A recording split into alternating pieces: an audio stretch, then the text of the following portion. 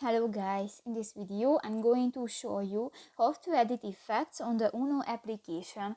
But first of all, I just want to mention, please don't forget to subscribe to our channel, because at 100,000 subscribers we are going to show you our YouTube revenue statistics and growth strategy, how to make money online. So let's jump into it. First of all, open the application on your device.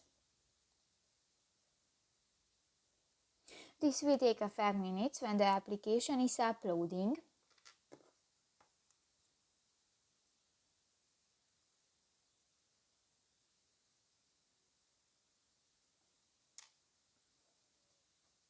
And click to the profile icon at the upper left corner of the screen.